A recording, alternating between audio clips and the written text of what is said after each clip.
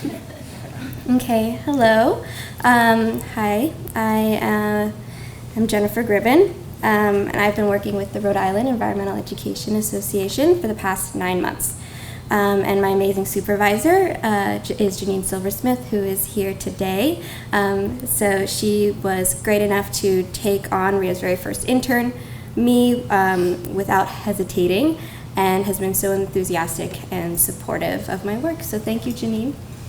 And before I get into my work with an environmental ed nonprofit, I wanted to explain how I found RIA. So I graduated in 2016 with a degree in ecology, evolution, and natural resources from Rutgers University. I felt that as a field worker, I wasn't spending enough time changing people's minds about environmental concepts, so I became a STEM tutor.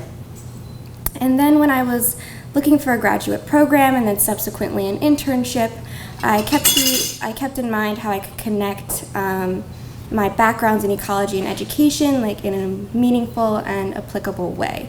So my goal was to find a way to do meaningful work advancing environmental literacy. And we all know how crucial it is to be educating people about environmental systems, especially the next generation of problem solvers.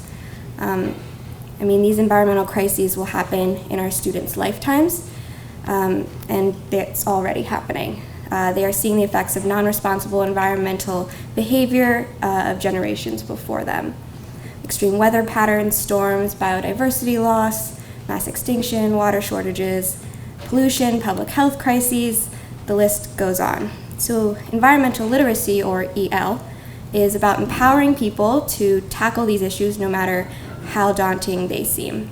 And an internship that advances EL was what I was looking for.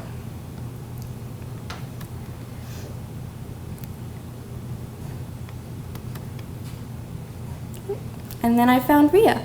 So RIA is not a typical environmental nonprofit. It's really a network of people and organizations across the state that are invested in environmental literacy and education.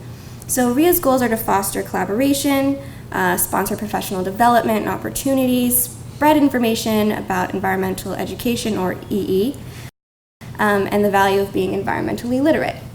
So the members themselves are the ones who are providing and developing EE, while RIA supports this work and connects these providers to each other. So RIA is not that old. It has grown substantially in the last 5 years. Their reach includes schools, zoos, academic institutions, and typical environmental orgs like Audubon Society and Save the Bay. So RIA is also not alone. We are a state affiliate of a national network, the North American Association for EE, or NAAEE. So there are other RIAs in other states. So now that we know who RIA is, I'll tell you what I was able to accomplish during my year with them.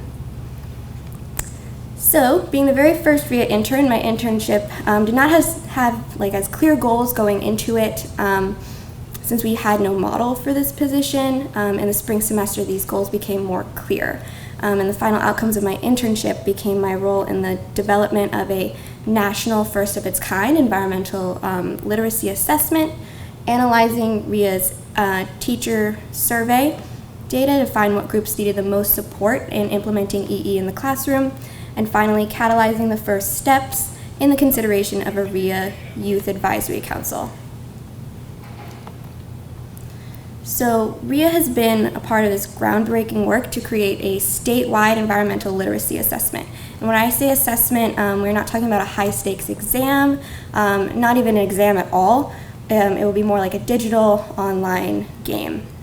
And as so far the AEL team, that includes researchers from the University of Wisconsin-Madison, EF Games, and Mass Audubon, have conducted a thorough lit review of components of environmental literacy, which were then paired with skills that RIA chose that indicate proficiency in these components.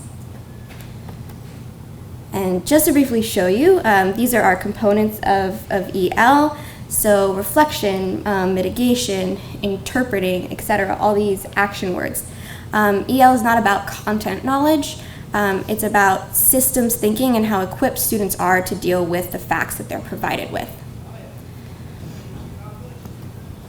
So I led this fourth step in the process of finding existing tools that could be used for the assessment, so we're not creating our own, we're going to see what else is out there. And I was looking at any literature on EE tools, and we determined the criteria for the tool, and our next step is to compare the tools on our list, including EF Games' Local Environmental Modeling, or LEM, against our criteria and determine what adjustments need to be made to the chosen tool. So what will this tool look like? The AEL has not chosen yet, but our options are incredibly varied. Will students play a character and move through like a simulated environment and encounter questions and puzzles? Or will it look more like land management simulation like Electro City, which is pictured here, or the LEM? Well, we haven't gotten there yet, so we don't know, but we'll see. So moving on to my second internship goal, the Educator survey analysis.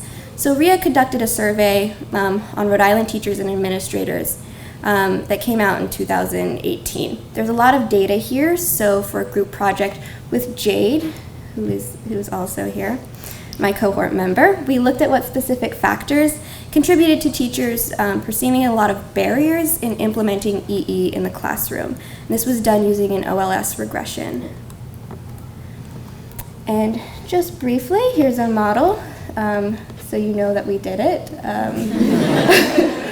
And yep. So really, we're looking at urbanicity here. And these are all of our other controls. And to sum it up, we did not find what we were looking for. We found that non-science teachers and public school teachers perceived more barriers to EE. And this was really informative since we were expecting to see some significance in urban teachers where there was none. And RIA board members also had the same assumptions. So I reported our findings to RIA and recommended a focus on supports for non-science teachers, and especially those in public schools, and specifically in funding professional development opportunities for them. So the third hat that I wore in this internship was catalyzing RIA to begin planning the development of a youth advisory council. In our planning, we have asked ourselves some very important questions. How will the council serve RIA's current needs, and vice versa? How can we ensure that we recruit a statewide representative student group? And what will be the scope of the council's annual goals? So far, with the help of RIA board member Emily George with the Providence After School Alliance, we conducted interviews of current youth council organizers, including New Urban Arts and Down City Design. We met to discuss the Youth Advisory Council for the first time with RIA's Diversity Committee only very recently. And our next step is to bring these ideas to the RIA board in June for further consideration. So while I will not be there, I know that RIA will be continuing to advocate for youth voice, and I'm glad to have been a part of that. And possibly there will be a second RIA intern that I can pass the torch to regarding the AEL, data analysis, youth voice, and the overall advancement of environmental education in Rhode Island. So thank you. I have so many people to thank at RIA. I couldn't even list them here. Thank you so much. Thank you, Crystal, for coming. So thank you.